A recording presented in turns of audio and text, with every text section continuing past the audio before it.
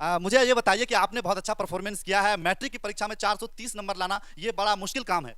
जी, actually होता है क्या है कि अगर आपको कुछ करना है तो उसके पीछे हार्ड वर्क बहुत इंपॉर्टेंट चीज़ होता है। तो जब तक आप हार्ड वर्क नहीं करते हो तो उसके आगे अगर सक्सेसफुल चाहिए तो हार्ड वर्क करना ज़रूरी होता है। तो मैंने वही किया अपना पढ़ाई रूटीन वाइज़ और हमेशा यही चाहा कि हमेशा ज़्यादा से ज़्यादा अंक से उत्तीर्ण होए और बस यही इंटेंशन था मेरा।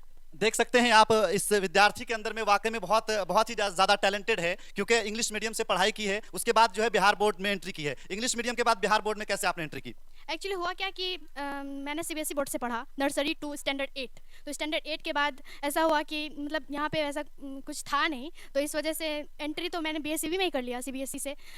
और लेकिन मैंने अपना लैंग्वेज चेंज किया और मेरा लैंग्वेज हिंदी ना होके बल्कि इंग्लिश मैंने अपना लैंग्वेज जारी रखा, क्योंकि मुझे पता था अगर मैंने इंग्लिश अभी पढ़ रही हूँ मैं और हिंदी में अगर आ जाऊँगी तो डिफ़िकल्ट तो होता ही है। तो इस वजह से मैंने अपना इंग्लिश लैंग्वेज इंग्लिश ही जारी रखा और ऑनलाइन क्लास किया मैंने। दीनदयाल कुमार साहब मेरे टीचर का नाम है और उनका बहुत ज़्यादा सपोर्ट है, आज मैं इस मुकाम पे उसके बदौलत ही पहुँची हूँ। और स्कूल में जितने सारे टीचर्स हैं, मैं राजनंदन सर उनका नाम लेना चाहती हूँ, विजय सर, इकोनॉमिक्स के संजय सर और पॉलिटिकल साइंस के गोपाल सर और हमारे स्कूल के प्रिंसिपल रविशंकर सर, उनका मैं बहुत तहे दिल से शुक्रिया अदा करना चाहती हूँ कि मेरे इस और सर हैं एक बायोलॉजी के, दो सर एक्चुअली, एक सुनील सर और एक प्रीतम सर, तो उन दोनों का भी बहुत ही बड़ा योगदान है मेरा यहाँ तक पहुँचाने के लिए। आप देख सकते हैं कि जो विद्यार्थी लगनशील होते हैं, जो मेहनती होते हैं और जो रेगुलर क्लास करते हैं, सब चीज़ उन तमाम चीज़ों के बारे में पता होता है। मैं आपसे ये जानना चाहूँगा कि आपने एग्ज़ाम जो दिया था वो इंग्लिश मीडियम में दिया था या फिर हिंदी मीडियम ने? आपने कैसे एग्ज़ाम लिखा था, इंग्लिश में या हिंदी में? जी, मैंने इंग्लिश मीडियम में लिखा था एग्ज़ाम।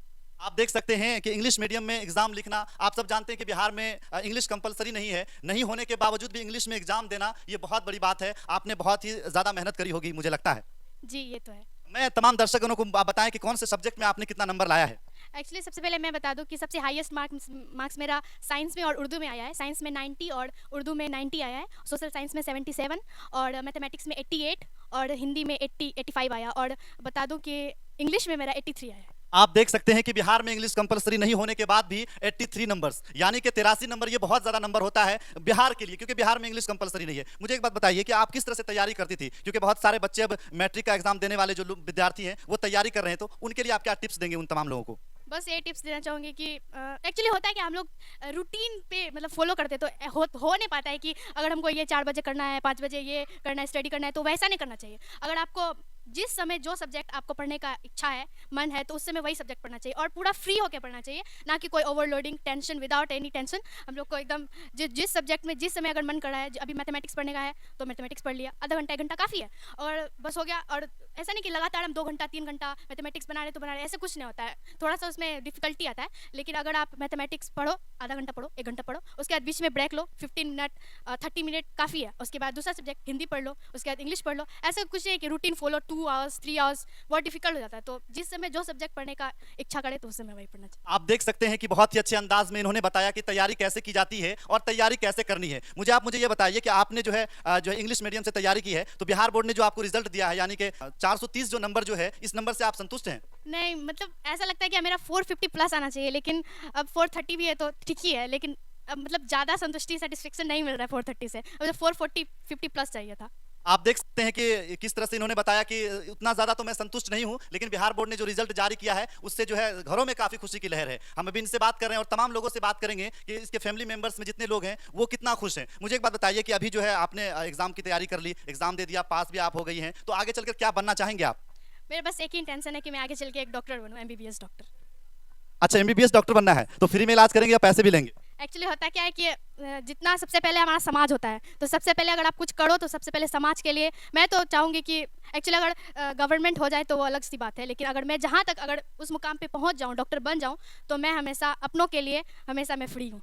आप देख सकते हैं कि ये पढ़ लिख करके डॉक्टर बनना चाह रही हैं। मेरी दुआएं इनके साथ है। मैं ईश्वर से, अल्लाह से दुआ करूंगा कि ये जल्द से जल्द डॉक्टर बन जाए, और ये जो है इनकी जो सोच जो है कि डॉक्टर बनकर ये समाज सेवा करना चाहती है, और जब समाज सेवा जब करेगी तो जाहिर सी बात है कि लोग आपको दुआएं देंगे। जी, दुआ सबसे पहले मैं ये बात बताऊँगी कि सबसे इम्पोर्टेंट चीज़ दुआ होता है। किसी चीज़ को अगर आप करते हो तो पूरा तहे दिल से करो, उसमें 100% दो, और सामने वाले का अगर कुछ आप फ़ायदा कर रहे हो तो हमेशा ये पता है कि उनके तरफ से हमें दुआ ही मिलता है। तो हमेशा आशीर्वाद, ब्लेस, दुआ लेने की हमेशा कोशिश करते रहो। आपने शिक्षकों की दुआएं ले ली है, सारे लोगों की दुआएं ले ली है, लेकिन आपने कहीं जिक्र नहीं किया अपने माता पिता, अपने वालिद वालदा की, आपने कहीं पर जिक्र नहीं की। वो तो हम सब ही जानते हैं क्या कि सबसे पहले तो माता पिता ही आते हैं, तो सबको पता होता है वो चीज़, तो बिना जाने भी लोग जानते हैं क्या कि सबसे पहले माँ बाप ही आते हैं। माँ बाप बाप की बात शुरू हो गई है, तो मैं जो है साजिया तरन्नुम के पिताजी से मिलूंगा और उनसे बात करना चाहूंगा कि आपकी बेटी जो है बहुत ही बेहतर अंक लाई है, क्या कहेंगे इस पर आप? ये भी अच्छा लाए, अच्छा करे। अच्छा, आपकी बेटी तो पढ़ लिख करके डॉक्टर बनना चाह रही है, डॉक्टर में तो बहुत ज्यादा पैसा पैसा खर्च होंगे, तो आप तो बहुत नॉर्मल फैमिली से हैं, तो कैसे इनको आप डॉक्टर बना पाएंगे? कोशिश करेंगे, मेहनत करेंगे, ऑन मेरिट लाएगी। जहाँ तक होगा वहाँ तक प्रयास करेंगे कि बच्चे को हम आगे बढ़ाएं। देख सकते हैं ये साजिया तरन्नुम के पिताजी हैं और इन्होंने कहा कि जहां तक कोशिश जारी रहेगी, जितनी भी मेहनत करनी पड़ेगी, पैसे जहां से भी लाने होंगे लाएंगे, लेकिन बच्चों को डॉक्टर बनाएंगे, है ना? इंशाल्लाह। आप देख सकते हैं कि यहाँ पर साजिया तरन्नुम के दादा बैठे हुए हैं, हम इनसे भी बात करेंगे और इनसे भी जानना चाहेंगे। आज आपकी पोती जो है वो 430 नंबर लाई है, इससे आप कितना खुश हैं? बहुत खुश हैं। क्या कहेंगे आप? हम चाहते हैं कि और मेरे बेटी पोती आगे बढ़े, हाँ, और तरक्की करे और मन लगा करके पढ़े। अल्लाह ताला उसको कामयाबी दे। अच्छा, वो डॉक्टर बनना चाह रही है, कैसे बनाएंगे उनको डॉक्टर आप? अल्लाह करेगा बन जाएगा डॉक्टर, कोशिश करेंगे। हाँ, वो भी अपना मेहनत करेगी, डॉक्टर बन जाएगी। कोई मुश्किल नहीं है। कोई मुश्किल नहीं है, अल्लाह पूरा करने वाला है।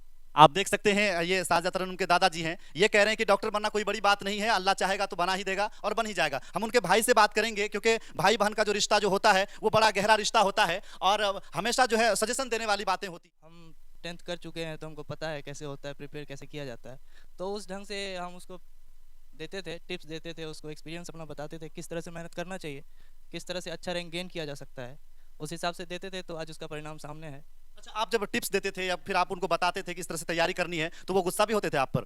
गुस्सा तो भाई बहन का रिश्ता है तो होते ही रहता है, छोटी है तो मेरा प्यार है, उसका गुस्सा है, जायज़ है, होते रहता है। अच्छा, पढ़ाई के लिए आप कभी उनको मारते पीटते थे या डांटते उठते थे? नहीं, असल में ऐसा कुछ भी नहीं है, उसको पढ़ने के लिए मारने या डांटने की ज़रूरत नहीं पड़ी है कभी भी, और वो पढ़ने में लगनशील है और वो खुद का मेहनत करती है, उसको ज़्यादा बोलने की ज़रूरत नहीं पड़ता, उसको बस एक रास्ता दिखाना होता है, सही रास्ता जो होता है वो दिखा देते हैं, उसके बाद वो खुद मेहनत करती है, जिसका परिणाम उसको मिलता है, हमेशा ही मिलता रहा है और आगे भी इंशाल्लाह मिलता रहेगा।